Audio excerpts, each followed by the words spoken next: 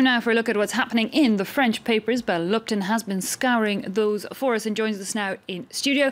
Good day to you, Belle. Hello, Eve. Now, it's a British face, rather, that is taking the front pages of all the French papers. It certainly is. It's Chris Froome's face. So this is the Brit who took the yellow jersey yesterday at the Tour de France for the second time in 3 years. He was saying there, "I will never trample on the yellow jersey." He's quoted as saying in L'Équipe, which is a French sports paper.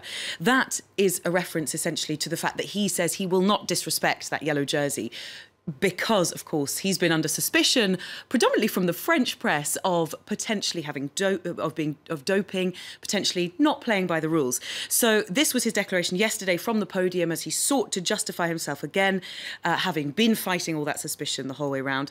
L'Équipe, the sports paper, describes him as the symptom of a sport that cleared from its records the contender who styled himself as the champion of his generation. And, of course, that was Lance Armstrong.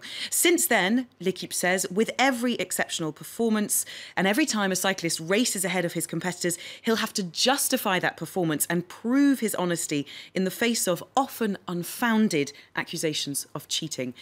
So obviously a lot of accusations mainly flying around in that French press.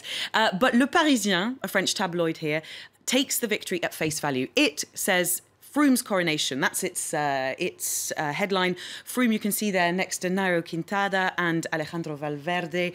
Libération, the left-wing paper, has the blues over the fact that there hasn't been a French winner for 30 years. So it's not quite so cheerful. Now, bleu, blanc, rouge would have been the French tricolore. Instead, Libération gives us bleu, blanc, blues, which is their headline on this. There you go. You can see it there. Bleu, blanc, blues. The paper says it's a failure at home, and it puts it down to less funding for French teams, a lack of training, and perhaps a more rigorous attitude in France towards doping. Or maybe the British are just better cyclists. Surely not. Surely not. Well, or it could be more rigorous towards doping. However, less rigour, we're being told, in putting criminals into prison here in France. The number of people in jails has come down. Has that been covered? Well, the right-wing paper Le Figaro is sceptical about this 2% drop in detainees in prison. It says this figure is even more surprising because the crime statistics are up. So it suggests the drop in prison numbers is for show rather than a reflection of what's actually going on in society. It's just part of a numbers game. Now, Le Figaro, being right-wing, wastes no time in putting this all down to the government's Justice Minister, Christiane Taubira, who has been the opposition's target ever since she pushed through the gay marriage bill. So obviously kind of trying as much as they can to put her in the spotlight and placing it all on her. OK. Staying somewhat on French prisons now, there's a French jihadi fighter that has come back from Syria and is telling all.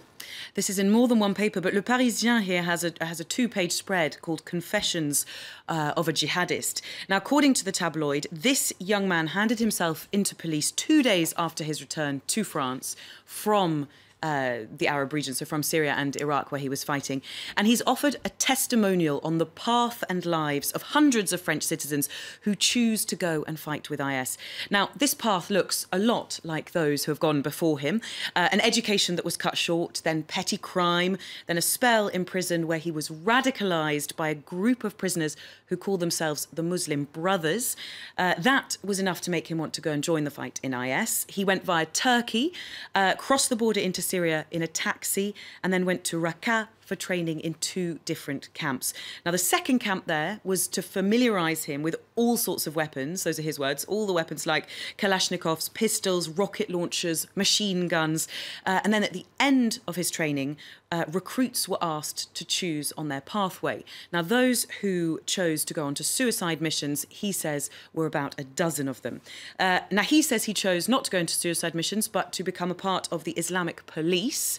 But the atrocities that were committed by the group that he witnessed and what he calls their barbarism forced him, or tempted him rather, to return to France. Now, he defends himself in France, saying he had no criminal intentions. Oh, he had seen a different perception of that group from far away. Well, staying with the Islamic State group, and indeed Turkey, which has come under a lot of criticism in the past for not being strong enough against them, we've now seen they began operations in the north of Syria against the group. How's that going down in the French papers? A lot of talk of double play, double games, double wars. So Libération calls it Erdogan's double war because they say Turkey isn't just striking IS, it's also striking the PKK, the Kurdistan's Workers' Party in northern Iraq. Now, huge strikes all over the country have targeted PKK networks, and Libération is worried that Turkey considers the PKK as dangerous as IS. Now, left-wing or communist paper L'Humanité also going with that same double game. They call it the dangerous double game by Turkey. They say Syria's war